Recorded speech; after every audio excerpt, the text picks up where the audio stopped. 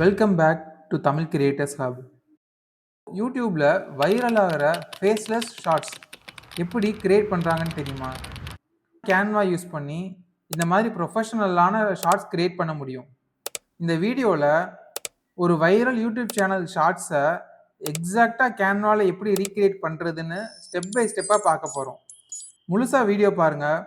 நீங்களும் faceless viral content create பண்ண ஆரம்பிச்சிடலாம்.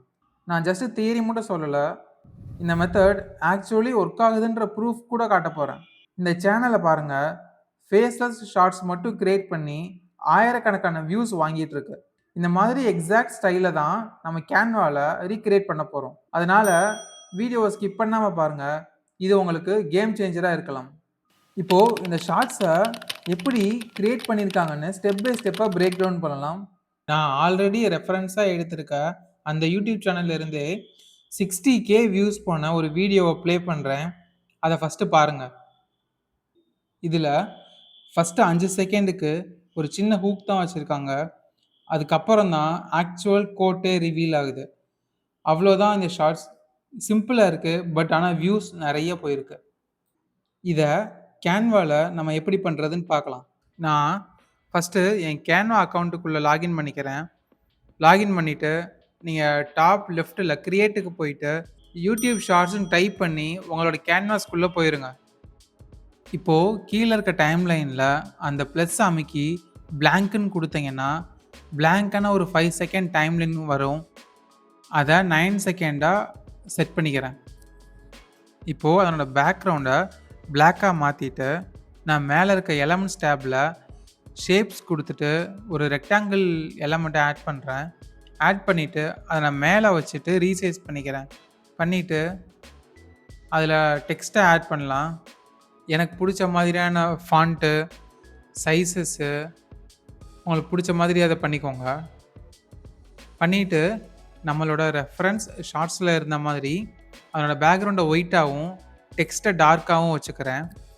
இப்போது கீழே இருக்க டைம்லைன்லேயும் நம்ம செஞ்ச எலமெண்ட்ஸை ஃபுல் 9 செகண்ட்ஸுக்கும் வர்ற மாதிரி நம்ம செட் பண்ணிக்கலாம். மேலே இருக்க எலமெண்ட்ஸ்குள்ளே போயிட்டு கீழே ஃப்ரேம்ஸுன்னு இருக்கும், அதில் போங்க. ஃப்ரேம்ஸில் ரெக்டாங்கிள் ஃப்ரேமை ஒன்று செலக்ட் பண்ணி நான் பண்ணுற மாதிரியே நீங்கள் அதை ரீசைஸ் பண்ணிக்கோங்க. இப்போது கீழே இருக்க ஃபோட்டோ ஃப்ரேமை நான் லாஸ்ட்டு 5 செகண்டுக்கு வர்ற மாதிரி நான் டைம்லைனில் வச்சு அதை நான் செட் பண்ணிக்கிறேன். இப்போது நான் ஆல்ரெடி டவுன்லோட் பண்ணி வச்சுருக்க ஒரு இமேஜை ட்ராக் பண்ணி ட்ராப் பண்ணிவிட்டு அதுக்கு நான் ஒரு அனிமேஷன் கொடுத்துட்டு நம்மளோட ரெஃபரன்ஸ் ஷார்ட்ஸில் இருந்த மாதிரியே ஒரு கோட்டை இதில் நான் ஆட் பண்ணுறேன். இப்போது நம்ம திரும்பவும் அந்த கோட்டுக்கான டெக்ஸ்ட்டு, ஃபாண்ட்டு, அதோட சைஸு, பொசிஷன்ஸு எல்லாத்தையுமே நான் எனக்கு பிடிச்ச மாதிரி பண்ணிக்கிறேன். நீங்கள் உங்களுக்கு எப்படி பிடிச்சிருக்கோ நீங்கள் அந்த மாதிரி பண்ணிக்கோங்க.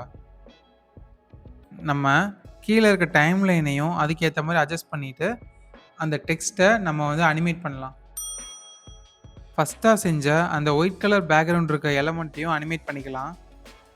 நம்மளோட பேக்ரவுண்டு கொஞ்சம் பிரைட்டாக இருக்க மாதிரி ஃபீல் ஆகுது. செலக்ட் பண்ணிவிட்டு எடிட்டில் போயிட்டு உள்ள அட்ஜஸ்ட்டு கீழே ஷேடோஸையும் அதுக்கு கீழே இருக்க விஜினெட்டுன்னு ஒன்று இருக்கும், அந்த ஆப்ஷனை வச்சு பேக்ரவுண்டை இன்னும் கொஞ்சம் டார்க்கர் ஆக்கிக்கலாம். இப்போது நம்மளோட ஷார்ட்ஸ் ஆல்மோஸ்ட் முடிஞ்சிருச்சு. ஸோ அதை ஒரு தடவை ப்ளே பண்ணி பார்க்குறேன். அதுக்கு ஒரு பேக்ரவுண்ட் மியூசிக் மட்டும் இருந்தால் நல்லாயிருக்கும். நான் நம்மளோட ரெஃபரன்ஸ் வீடியோவில் காப்பிரைட் இஷ்யூக்காக பேக்ரவுண்ட் மியூசிக்கை ஆஃப் பண்ணி வச்சுருந்தேன். கேன்வாவில் டைம்லைனுக்கு கீழே ஆடியோவை ஆட் பண்ணிக்கலாம். மேலே மியூசிக் அண்ட் எஸ்எஃப்எக்ஸ்ன்னு கொடுங்க. மேலே இருக்க சர்ச் பாரில் நீங்கள் பண்ணுற ஷார்ட்ஸுக்கு ஏற்ற மாதிரி மியூசிக்ஸை அதில் போட்டு தேடுங்க. நான் இந்த ஷார்ட்ஸுக்கு மோட்டிவேஷ்னலான பேக்ரவுண்ட் வேணும், அதனால் நான் மோட்டிவேஷ்னலாக தேடுறேன். தேடி முடிச்சுட்டு எனக்கு பிடிச்ச மாதிரி ஏதாவது பேக்ரவுண்ட் கிடச்சிச்சுன்னா சொல்கிறேன். இப்போது எனக்கு பிடிச்ச மாதிரி ஒரு பேக்ரவுண்ட் கிடச்சிருக்கு. அந்த மியூசிக்கில் ஸ்ட்ராங்கான பீட் எப்போ ஸ்டார்ட் ஆகுதோ அந்த இடத்துல என்னோடய இமேஜ் ரிவீல் ஆகிற மாதிரி நான் அதை பொசிஷன் பண்ணிக்கிறேன். அவ்வளோதான். சின்ன சின்ன கரெக்ஷன்ஸ்லாம் பண்ணிவிட்டு நம்மளோட ஃபைலை டவுன்லோட் பண்ணிக்கலாம். வாங்க நம்ம இவ்வளோ நேரம் கிரியேட் பண்ண ஷார்ட்ஸ் எப்படி வந்திருக்குன்னு பார்க்கலாம். நம்ம